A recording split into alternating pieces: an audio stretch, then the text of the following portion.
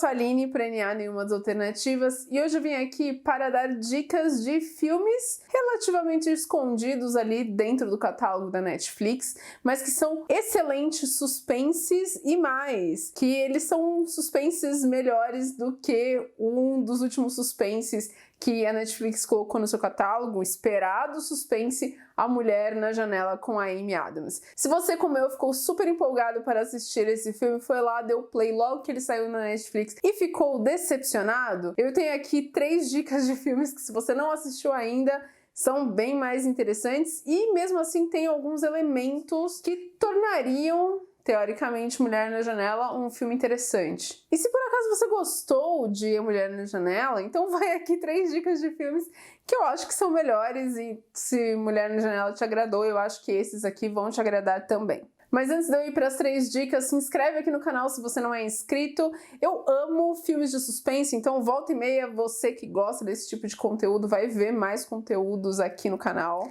Aproveita e dá o like nesse vídeo para o YouTube espalhar para outras pessoas que gostam desse conteúdo. Compartilha o canal com gente que você conhece, que gosta disso. E segue a gente lá no Instagram. Eu queria deixar uma última dica antes de ir para a lista. Se por acaso você gosta de jogos de tabuleiro, ou então jogos de cartas, aqueles jogos que a gente junta um monte de amigos para poder jogar. Tá um pouco difícil por conta da quarentena, mas aqui em casa, eu e os meus amigos, a gente ama fazer isso, reunir todo mundo e abrir um jogo legal. Se você é um dos nossos, vai lá conhecer o canal do Taverna do Texugo, que lá o João vai apresentar para você vários tipos de jogos diferentes, e jogos mais rápidos, jogos mais demorados, jogos mais simples, mais complexos, muitos deles muito divertidos. E você pode pegar algumas dicas do que você pode jogar na sua casa. Bom, vamos lá para o primeiro filme da lista, que é The Invitation. É em inglês mesmo, que tá lá na Netflix. Esse filme é de 2015,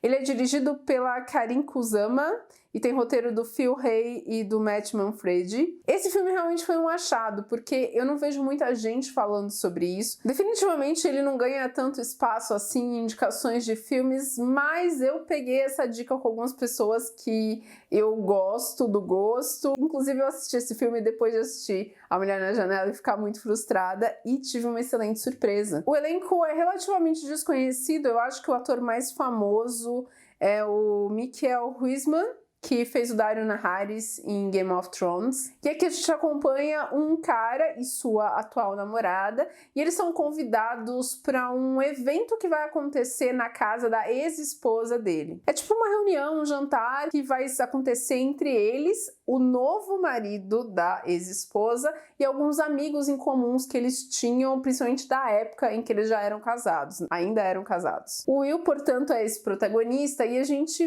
vai acompanhando juntamente com ele que tem algumas coisas estranhas que estavam acontecendo ali. Se você já não acha estranho o suficiente você ficar indo confraternizar com a sua ex, eu sei que tem gente que confraterniza, mas ó, esse filme tá aí pra mostrar que nem sempre é bom. Porque para além do convite, tem coisas estranhas que estão acontecendo ali. Os 2 anfitriões, né, a ex do Will e o novo marido dela, eles estão com uns papos meio estranhos.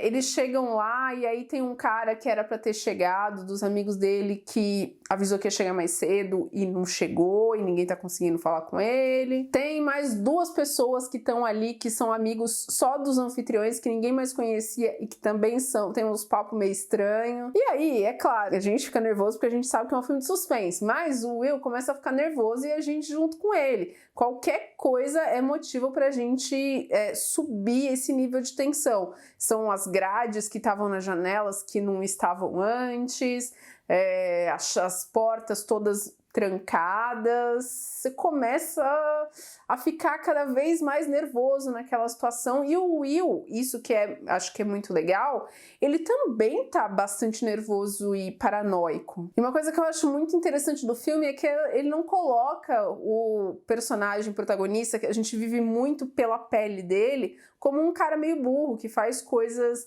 idiotas. Ele faz exatamente as coisas que a gente imagina que a gente faria nessa situação. Ele é super cauteloso, ele questiona, ele é inteligente, toma decisões inteligentes para tentar se preservar e preservar as outras pessoas. Só que o filme ele vai criando expectativas e quebrando elas também. A gente entende que tem alguma coisa a mais acontecendo, Tem alguma coisa que aconteceu no passado desse casal, por que eles se separaram, e isso foi uma coisa traumática que afetou ambos. Em determinado momento do filme, a gente fica sem entender exatamente para onde a gente está indo, se existe alguma coisa realmente a temer, se é o que a gente está imaginando ou não, se é paranoia da cabeça do protagonista e da nossa ou não. E o filme é muito competente em estabelecer essa tensão da narrativa, com uma fotografia muito interessante, movimentos de câmera que nos leva a ficar mais tenso, menos tenso. É um filme que manipula bastante as nossas emoções e eu acho o final muito satisfatório, quando tudo é revelado e a gente entende. Eu gostei bastante. Fora que é uma história bem inteligente que vai fazer a gente dar uma filosofadazinha, assim, quando acaba. A segunda dica é um filme que já é um pouco mais conhecido, mas eu imagino que muita gente não deve ter visto ele, que é O Homem nas Trevas. Ele é um suspense de baixo orçamento que acabou se tornando um pouco mais popular justamente pelo boca a boca. Ele é dirigido pelo Fede Alvarez, que é um diretor muito interessante, e tem o roteiro do próprio Alvarez com o Rodolfo Saiegues, assim como The Invitation, que basicamente se passa inteiro num único ambiente, o ambiente da casa ali. Aqui em Um Homem nas Trevas a gente também vai ver a maior parte do filme se passando num único ambiente, que é a casa do homem cego. Sobre o que é a história? A gente tem 3 jovens que estão aplicando furtos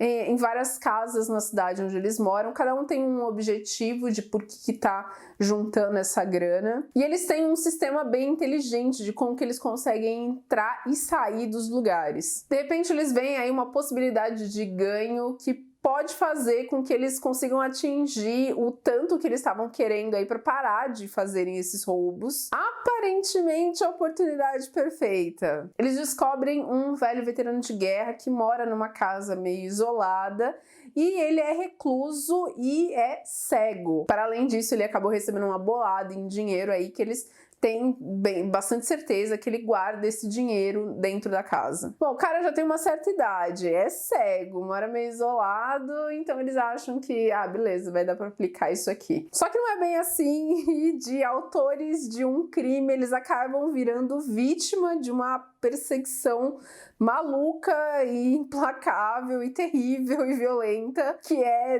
desse cara aí, que não era bem assim tão indefeso. Eu acho que um dos grandes méritos desse filme é a direção, o trabalho de câmera aqui é sensacional. Eu fiquei meio embasbacada em alguns momentos com a movimentação de câmera, com alguns planos sequências que o filme vai fazendo, mostrando pra gente vários ambientes importantes ali daquela casa, que vai ser todo o cenário praticamente do filme, alguns detalhes que a gente tem que prestar atenção e que vão ser importantes mais pra frente. Tem uma cena de perseguição no escuro que é sensacional, a gente enxerga como se a gente tivesse com um óculos infravermelho quando fica tudo preto e branco, e a gente vai acompanhando o desespero dos personagens que enxergam e que estão realmente cegos no escuro, e que o perseguidor deles tem vantagem de tirar o fôlego. Inclusive, o nome do filme em inglês original é Don't Breathe, né? Não respire. Uma pena que eles não mantiveram esse nome em português, porque eu acho que é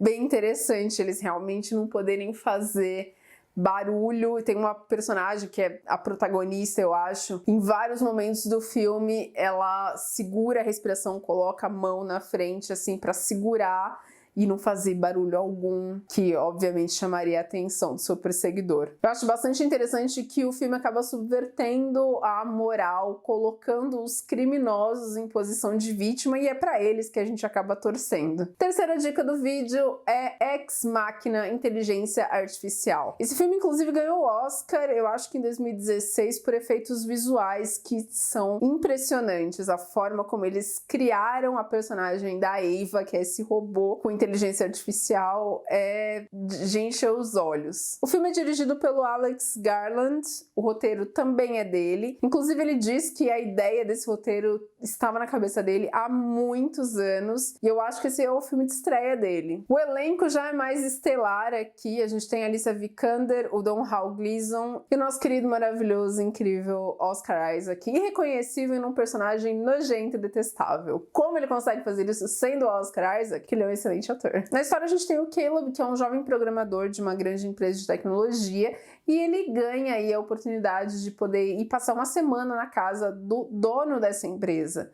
O que ele não imaginava, mas descobre relativamente rápido no filme, é que ele tinha sido selecionado para fazer um teste específico para avaliar a última criação desse cara, que é o Nathan. E a criação é justamente a Ava, que é este robô que tem uma inteligência artificial. O teste se resume em: o Caleb vai interagir com a Ava ao longo dos dias que ele vai passar ali na casa, e ele tem que ver se ele consegue diferenciar as reações, as respostas, essas interações com a Ava de uma interação que ele teria com uma pessoa de verdade. Tem que ver se, tipo, se ela enganaria ele. Então aí mais um suspense que a gente passa mais ou menos num único cenário ali, numa única casa também. E o suspense que vai crescendo. Quando a gente começa o filme, é uma história relativamente tranquila, mas algumas coisas vão acontecendo, vão deixando a gente com a pulga atrás da orelha.